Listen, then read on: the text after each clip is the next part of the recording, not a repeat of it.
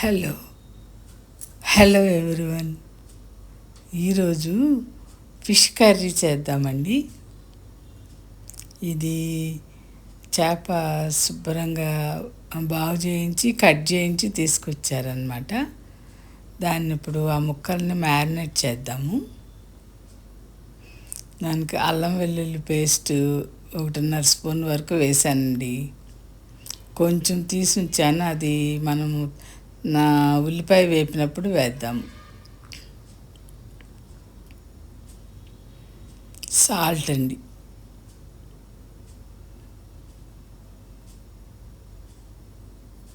Salt 1.5 spoon, గల్లుప్పు వేసానండి. అలాగే కారం వేద్దాం. ఇప్పుడు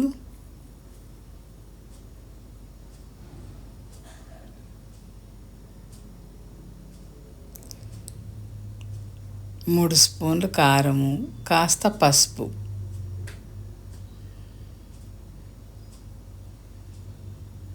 చక్కగా ఈ ఉప్పు కారాలు పట్టేట్టుగా ఆ ముక్కలకి కలుపుతున్నానండి.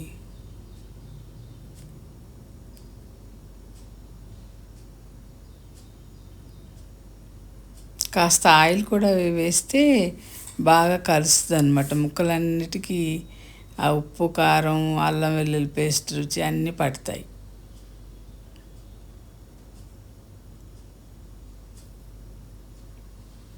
అయితే పెద్ద చేప అండి, ముక్కలు కూడా పెద్ద పెద్ద ముక్కలుగా వచ్చినాయి.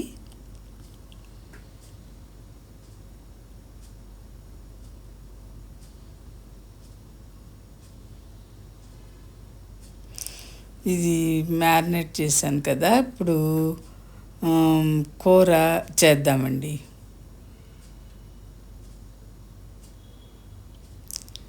ఆ చేప ముక్కలను 15 నిమిషాలు అలా నానబెట్టి ఉంచి ఇప్పుడు కూర వండుతున్నాను అనమాట.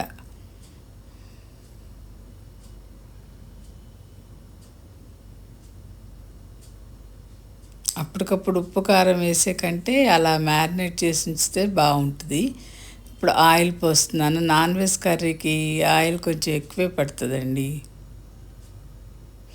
దాదాపు ఒక టీ స్పూన్తో 10 స్పూన్ల దాకా వేయాల్సి వచ్చింది, వేశాను.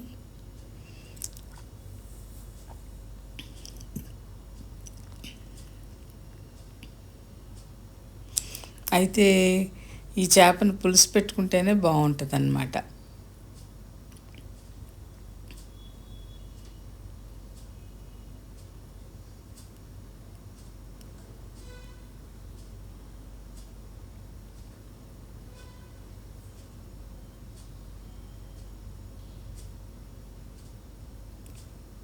ఇప్పుడు ఉల్లిపాయ ముక్కలు చూసారా, 2 పాయలు కొంచెం పెద్దవే కట్ చేశాను. ఒక 4-5 పచ్చిమిరపకాయలు కట్ చేశానండి. ఈ పులుసులోకి ఇట్లా పచ్చిమిరపకాయలు నిలువుగా కట్ చేస్తేనే బాగుంటాయి.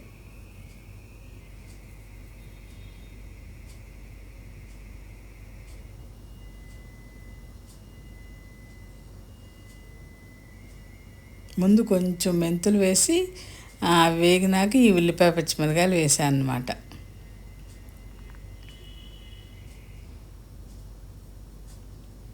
ఈ ఉల్లిపాయకి సరిపడా ఒక 1/2 స్పూన్ సాల్ట్ వేస్తున్నాను.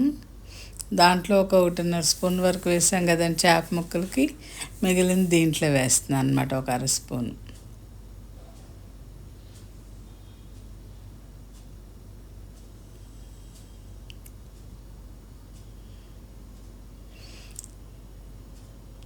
అంత చింతపండు నానబెట్టి ఉంచానండి. దాన్ని చక్కగా మెత్తగా చేసేసి రసం పిండి రసం తీసుకుని ఉంచాలన్నమాట.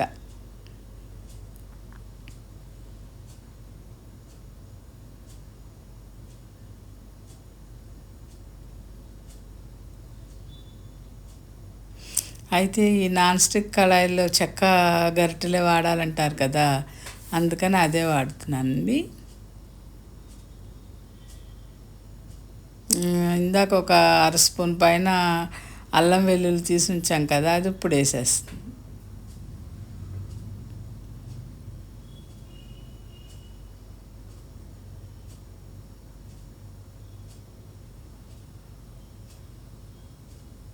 చక్కగా మంచి వాసన వచ్చే వరకు వేయించాలి.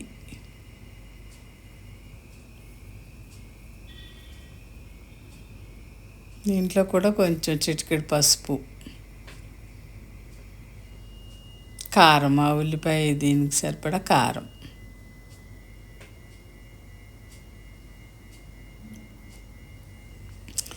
దాంట్లో ఒక 3 స్పూన్లు వేసాను. దీంట్లో ఒక 2 స్పూన్లు. ఆ స్పూన్ కొంచెం చిన్నది కదా, అందుకని.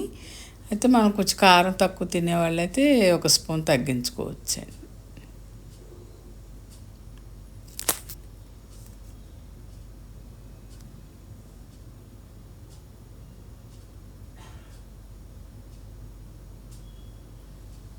కారం వేగిపోయింది కదా, ఇప్పుడు చేప ముక్కలు వేసేద్దామండి. చేప ముక్కలు గట్టి గట్టిగా కదిపేయకుండా చక్కగా తేలిగ్గా కదపాలన్నమాట, అవి చితికిపోకుండా. ఆ ఉల్లిపాయ ముక్కలు, నూనె అంతా చక్కగా కలిసేట్టుగా అలా కాస్త గరిటతో కలిపేయాలి, కదపాలి.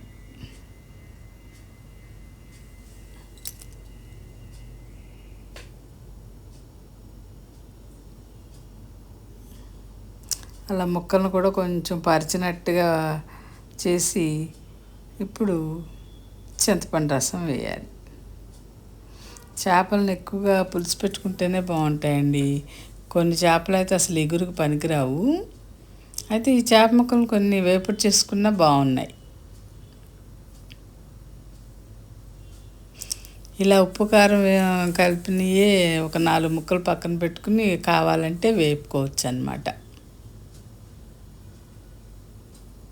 అయితే మన అడగర్ల ఝాన్సీ ఛానల్ని ఫస్ట్ టైం చూసేవాళ్ళైతే సబ్స్క్రైబ్ చేయండి. నెక్స్ట్ బెల్ ఐకాన్ కూడా ట్యాప్ చేయండి.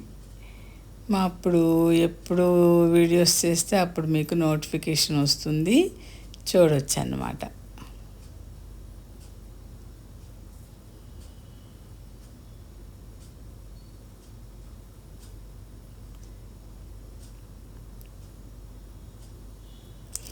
ఇదివరకు అయితే మా అమ్మ వాళ్ళ టైంలో అయితే చేపలు తెస్తే అదంతా బాగు చేసుకోవడం అదంతా వాళ్ళే చేసుకునేవాళ్ళండి. తర్వాత తర్వాత చక్కగా మనకి చేపలు అమ్మేవాళ్ళే చేపను బాగు చేసి ముక్కలు కట్ చేసి ఇస్తున్నారు కదా, మనకు తేలికైంది పని.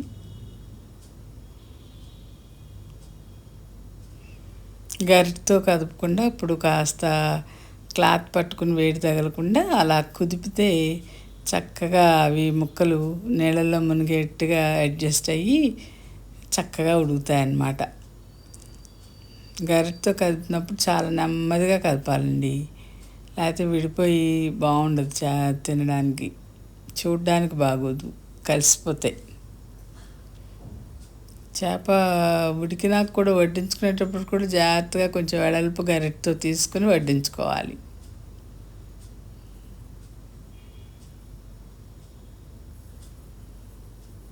ఇలా వెడల్పుగా ఉన్న గిన్నెలు అయితేనే చేపలు వండడానికి బాగా పనిచేస్తాయండి. లోతుగా ఉండి పైకి ఎత్తుగా ఉన్న గిన్నెలు అంత బాగా కుదరవు వండడానికి. అలా ఉంటే చేప ముక్కలు దాని మీద ఒకటి పడిపోయి తీసేటప్పుడు చితికిపోతాయి అన్నమాట. ఇలా వెడల్పుగా ఉండాలి, అందుకే అంత పెద్ద కళాయి పెట్టాను నేను.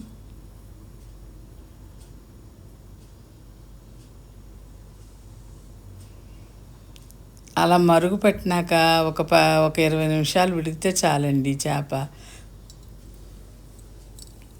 త్వరగా ఉడికిపోతాయి కదా చేపలు. ఒక 20-25 నిమిషాలు అంతే.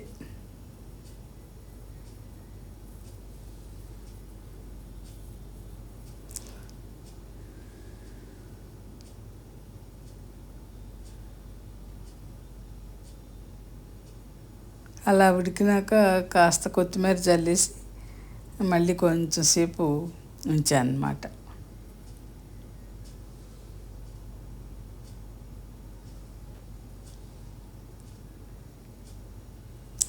మధ్య మధ్యలో కదుపుతుంటే అడుగంటకుండా ఉంటుందని అలా కదపడం అన్నమాట.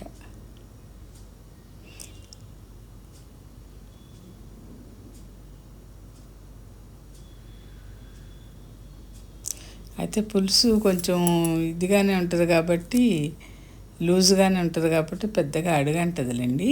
అదే ఇగురుగా అయితే దగ్గరగా చేసేస్తాం కదా, కొంచెం జాగ్రత్తగా దగ్గరుండి కదుపుతుండాలి. ఇప్పుడు కొత్తిమీర వేసాం కదా,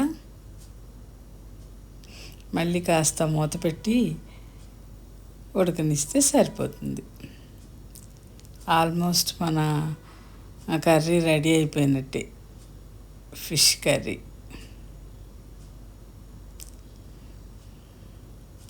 ఈ టైంలో కాస్త ఉప్పు చూసుకుని తగ్గితే కనుక కొంచెం వేసుకోవచ్చండి. ఇంకా కొంచెం ఉప్పు పట్టేట్టుంది, కొద్దిగా వేస్తున్నాను అనమాట. అలా చక్కగా స్ప్రెడ్ చేసేస్తే బాగా కలిసిపోతుంది. ఒక చోటే వేసే కంటే ఉప్పు వేసినాక ఒక్కసారి కదిపేసి అలా కొంచెం ఉడకనిచ్చి తీసేయడమేనండి.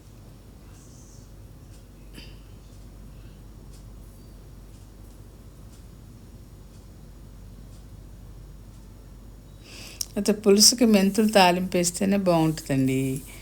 మెంతులు వేయకపోతే అంత రుచి ఉండదు. నూనె కాగినాక ముందు కొంచెం ఒక్క పావు స్పూన్ మెంతులు వేసి ఉల్లిపాయ పచ్చిమిరకాయలు వేస్తామన్నమాట. అదే ఇగురు వండుతుంటే మెంతులు వేయనవసరం లేదు.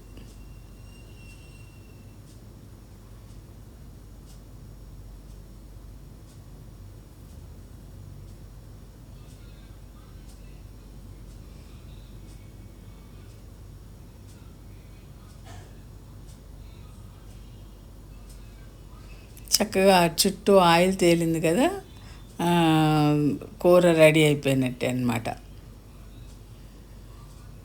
మన గ్రేవీ కావాల్సినంత చూసుకుని ఇంకా స్టవ్ ఆపేయడమే. మరీ దగ్గరికి చేసిన పులుసు అంత బాగుండదు, కొంచెం లూజ్గా ఉంటే బాగుంటుంది.